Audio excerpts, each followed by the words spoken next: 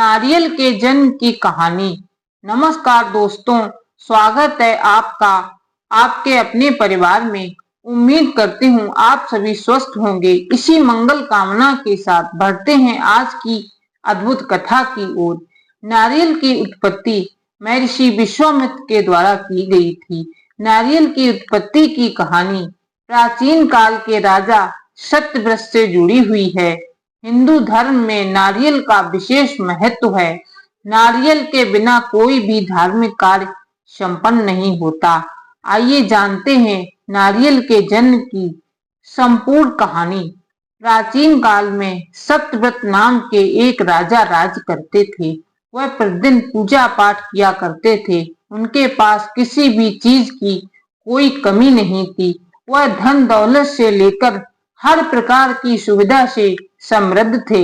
हालांकि इसके बावजूद भी राजा की एक अभिलाषा थी जिसे वह पूर्ण की चाह रखते थे। दरअसल राजा सत्यव्रत को किसी प्रकार से स्वर्ग लोक जाने की इच्छा थी। वह अपने जीवन में कम से कम एक बार स्वर्ग लोक के सौंदर्य को देखना चाहते थे, लेकिन उन्हें इसका मार्ग नहीं पता था। इधर दूसरी तरफ से ऋषि विश्वामित्र अपनी तपस्या के लिए घर से बाहर निकले। चलते चलते वह अपनी कुटिया से काफी आगे चले गए थे। काफी समय बीत गया लेकिन वह नहीं लौटे। इस कारण उनका परिवार भूख और प्यास से तड़प रहा था।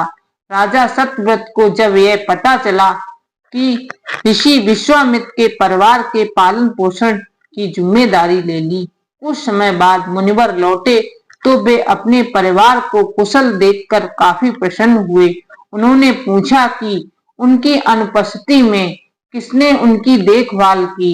इस पर ऋषि के परिवार वालों ने बताया कि राजा ने उनके पालन पोषण की जिम्मेदारी उठाई। यह सुनकर ऋषि विश्वामित्र तुरंत राजमहल पहुंचे और राजा से मुलाकात की। वहां पहुंचकर उन्होंने सबसे पहले महाराज को धन्यवाद कहा। इस पर राजा ने ऋषि को अपनी इच्छा पूर्ण होने का आशीर्वाद मांगा।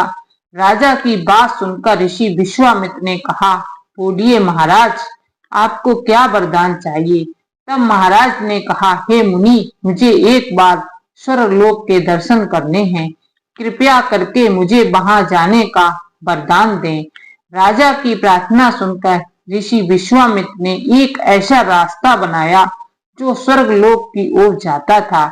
यह देख राजा सत्यव्रत बहुत खुश हुए और तुरंत उस रास्ते पर चल पड़े और स्वर्गलोक पहुंच गए। यहाँ पहुंचते ही इंद्रदेव ने उन्हें नीचे धक्का दे दिया, जिसके कारण वो सीधे धरती पर जा गिरे।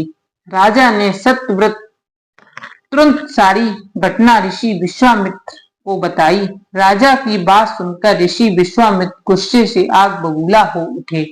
उन्होंने तुरंत सभी देवताओं से इस बारे में बात की और इस समस्या का हल निकाला, जिसके बाद राजा के लिए एक नया स्वर्गलोक बनाया गया।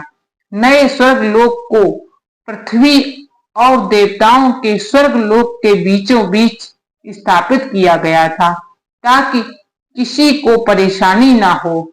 नए स्वर्गलोक से राजा सत्यव्रत तो बहुत खुश हुए, लेकिन विश्वामित्र को एक चिंता लगातार सता रही थी। उन्हें डर था कि नया स्वर्गलोक कहीं जोरदार हवा के कारण गिर ना पड़े।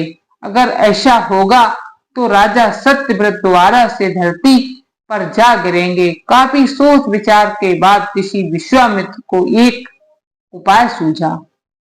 उन्होंने नए स्वर्गलोक के नीचे एक बहुत लंबा खंबा लगा दिया ताकि उसे सहारा मिल सके।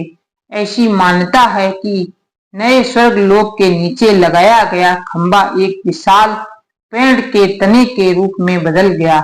यही नहीं, कुछ समय पश्चात जब राजा सत्यव्रत की मृत्यु हुई तो उनका सिर एक फल में तब्दील हो गया।